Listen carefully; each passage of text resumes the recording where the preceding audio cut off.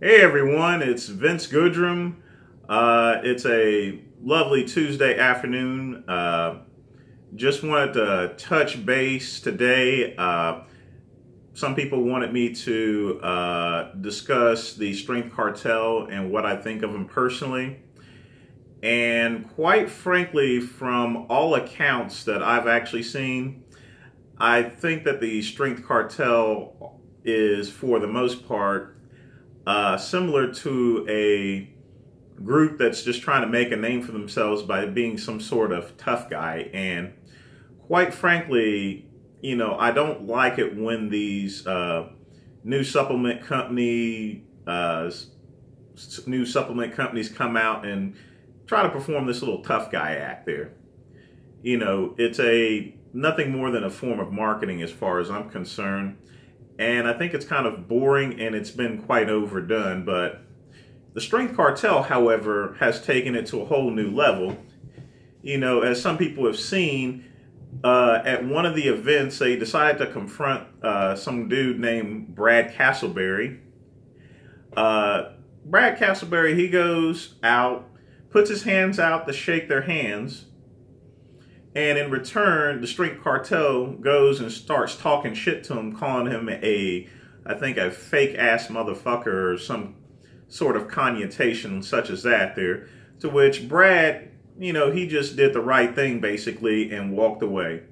Now, quite frankly, confronting someone at their place of work, in my opinion, is a bitch move.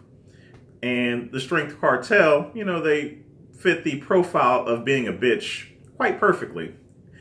First and foremost there, let's take a look at the name Strength Cartel. I mean, the word cartel in itself, it's already a stereotypical connotation of Latinos and Mexicans that they all belong to a cartel. So I think it's similar to the Camel Crew. They do the same thing as far as being a negative stereotype towards Arabs. But more importantly, more importantly, the Strength Cartel, they didn't do this just to really confront Brad Castleberry. Brad Castleberry has been around the industry for many years. So for them to go and confront him all of a sudden out of the blue, just out of the goodness of their hearts, they didn't really do it because they actually had any real beef with Brad Castleberry. They only did it because, they wanted to build a name for themselves. And they thought that they can start with someone as simple as Brad Castleberry in order to make a name for themselves. They sell their cheap, crummy products, which, I checked out on the web what they were actually selling, and it's just a bunch of garbage in my opinion. I mean, just bottom of the barrel stuff that can come out of any type of factory. Sell it cheap, slap a fancy label on it, and sell it to unsuspecting kids for a very high price. And then you got to build your name off of it there.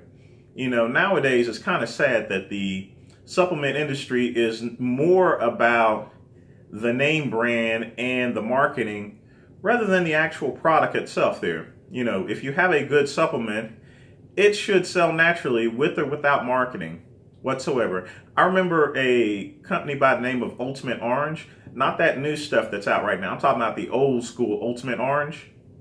It had a, plain label, wasn't too fancy or anything, had a picture of an orange. But man, did that stuff work. And that's an example of what I'm talking about as far as a product that doesn't need fancy marketing, doesn't need any fancy labels here, but just a genuine good product. Strength Cartel is not producing any products whatsoever. Not anything that's out of the ordinary. Whether it works or not, doesn't matter. I wouldn't spend that much money for what they're trying to sell it for. Instead, they're trying to pimp up their products and their brand, by going around calling themselves a cartel. Again, a negative stereotype of Hispanics, which they should really think about. They should have thought about before even coming up with the name Strength Cartel. They could have called themselves a bunch of, day laborers instead, if you ask me. I mean, that would have been less stereotypical than calling themselves a Strength Cartel there. But, you know, what the worst thing about it is that you're going out here and confronting people like a bunch of Billy badasses. And, you know, that really looks bad for the industry. You have no right whatsoever to go confront someone at their place of work just in order to build your brand and call him a fake-ass motherfucker. I mean, I don't see you doing this outside. And even if you did there, you know, communicating threats to people saying that you're going to beat someone's ass, that is a criminal offense.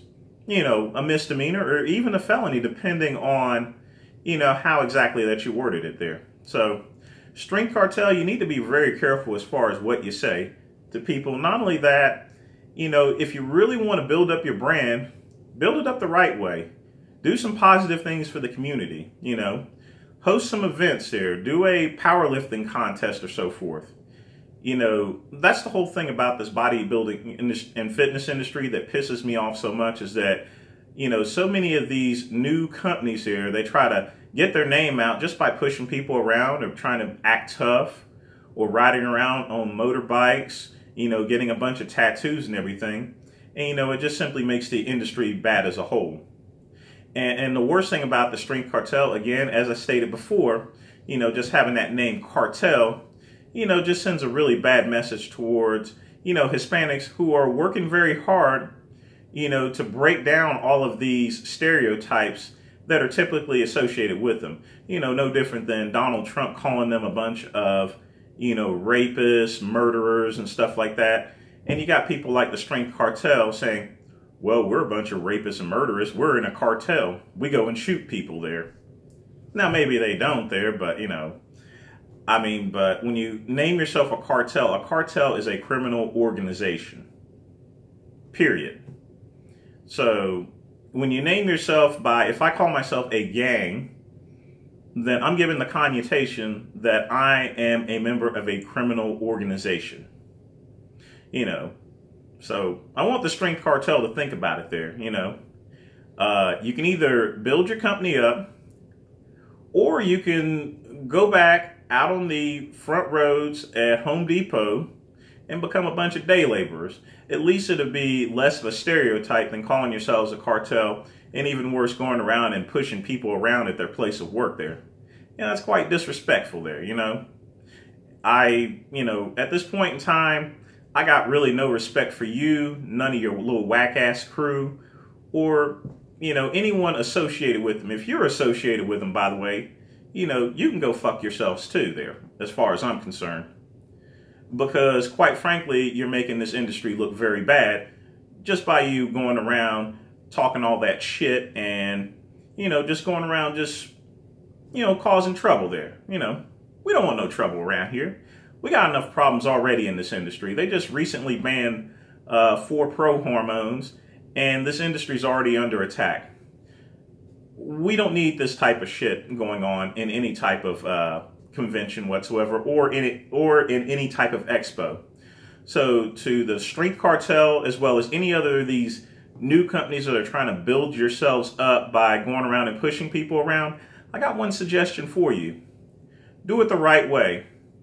Period. Cut the bullshit out there. And just be an ally towards the bodybuilding and fitness industry instead of trying to be a thug. That's all I got for today, but hope you guys have a good rest of the Tuesday.